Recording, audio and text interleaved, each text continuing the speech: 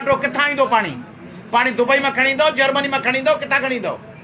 पाणी अचणो त इहो हिमालय तां आहे, उन में त पाणी अचे कोन पियो। ॿियो वरी चवनि था सिस्टम में पानी जब होगा छा बोर्ड ईंदी आहे साल में हिकिड़ो दफ़ो, 10 सालनि में, पोइ 10 साल में हिकिड़ो दफ़ो बोर्ड अचे उन ते कैनाल कढंदो। पोइ वरी तव्हीं एॾा फज़ीलत वारा आहियो, एॾा सुठा ऐं समझदार आहियो, एॾा प्यारा आहियो जो 9 साल जॾहिं बोर्ड कान हूंदी त तव्हीं चवंदो सिंध के भाइयों के लिए पानी नहीं है इसलिए हम कैनाल बंद करते हैं। तव्हीं त पोइ पिया हलाईंदो। तव्हां त असांखे चयो त चश्मा झेलम लिंक कैनाल बोर्ड में हलंदो, फ्लड कैनाल आहे। Taunsa Panjnad canal flood canal आहे। उहो तव्हां यको 12 ही महीना पिया वाहियो, सिंध खे तबाह पिया कयो। तंहिंजे करे जो ये जो बात कर रहे हो कि जो कैनाल बनाते हैं उसकी मुखालफत करते हो, नहीं, जो सिंध के मफाद में चीज होती है आप उसके खिलाफ होते हैं। पाकिस्तान माना तवी, नौकरियों माना तवी, इक़्तिदार माना तवी, ॿाहिरीं IMF जी बजट अचे उहो ख़र्च कयो, उहा तव्हांजे लाइ। ये थरपार कर जे परियां बॉर्डर आहे न, भारत तव्हांजो दुश्मन आहे। मिसाल अफगानिस्तान मिसाल तव्हांजो दुश्मन आहे। चओ था, असीं त कोन था चऊं, असीं त चओ था सॼी दुनिया जग जान इंसान असां प्यार था कयूं। अमेरिका हुजे, जर्मनी हुजे, फ्रांस, सऊदी अरब, दुबई, तामिल, मलयालम, तेलुगु, असांखे सभिनी इंसाननि सां प्यार आहे। पर मिसाल तौरु तव्हीं चओ था त दुश्मन आहे अफगानिस्तान, ऐं उतां इंट्रूडर्स था अचनि, तालिबान था अचनि। तव्हां चओ था ईरान बि दुश्मन आहे, उतां ख़ारिजी था अचनि। तव्हीं चओ था भारत दुश्मन आहे, पाकिस्तान जो ख़िलाफ़ आहे। मोदी हूंदो पर सॼो भारत जो आवाम त कोन हूंदो न। पोइ जिन जिन सां तव्हांजी दुश्मनी आहे उन्हनि सां वाघा बॉर्डर खोले वेठा आहियो। दुश्मन आहे न, बंदि कयो न वाघा बॉर्डर। अफगानिस्तान वारो बॉर्डर बंदि कयो न, दुश्मन आहे न। ईरान वारो बॉर्डर बंदि कयो न। दुश्मननि सां वाघा बॉर्डर। ऐं सवाल बि पुछां, अयाज़ लतीफ़ पली जो सिंध जो सियासी रुगो अॻवान कोन अथव, सिंध जो वकील अथव। अयाज़ लतीफ़ पली जेके सिंध जो केस लड़णो आहे उहे ॻाल्हियूं करणियूं आहिनि जेके सिंध जा आम सियासी अॻवान, आम माण्हू न सम्झी सघनि। मूंखे ॿिज छटिणो आहे, उन ॿिज मां फसल जॾहिं बि थिए मूंखे ॻाल्हि करे छॾणी आहे। मुंहिंजी ॻाल्हि सिंध जे किरोड़े नौजवाननि जे दिलनि ऐं ज़ुबाननि ते वेंदी, उहे पाण ई उनखे आवाज़ बुलंद कंदा। तंहिंजे करे आउं चवां थो त जेकॾहिं भारत, अफ़गानिस्तान ऐं ईरान दुश्मन आहिनि त उन्हनि सां जेके बॉर्डर आहिनि बंदि करे छॾियो।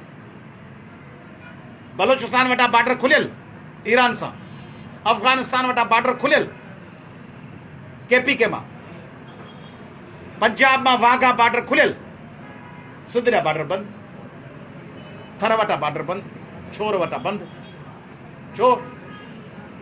छाजे करे? ॿुधायो न, मुल्क आहे, वफ़ाक़ आहे।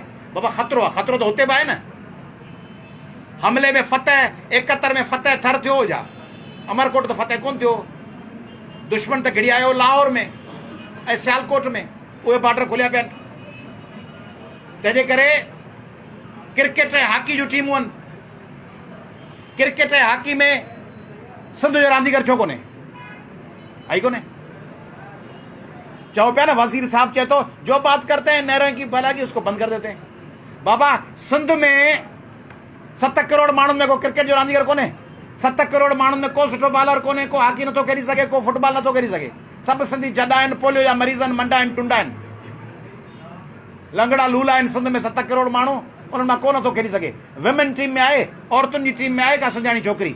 सिंधियाणी छोकिरियूं सभु जॾियूं आहिनि, छो कोन्हनि? PIA जो MD ऐं हेड सिंधी छो कोन्हे?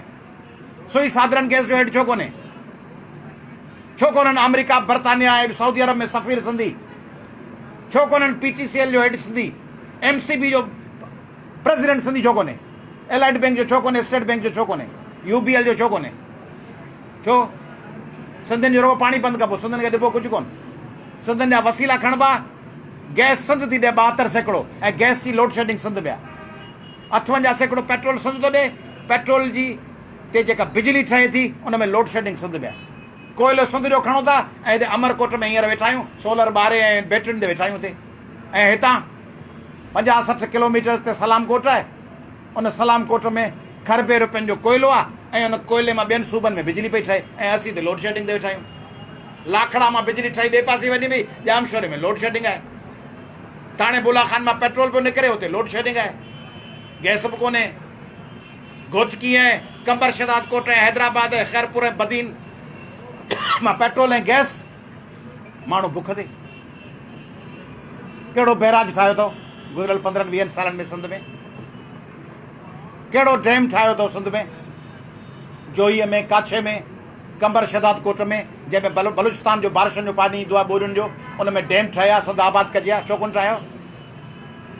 गुज़िरियल हुकूमत हुई, हेल्थ कार्ड हो सॼे पाकिस्तान में, सिंध में कोन ॾिनो। सिंध में कहिड़ी इंडस्ट्री आई आहे? मौजूदा हुकूमत, उनखां अॻूणी हुकूमत, उनखां अॻूणी हुकूमत। सिंध जी कहिड़ी इंडस्ट्रियल एरिया आहे ॿुधायो?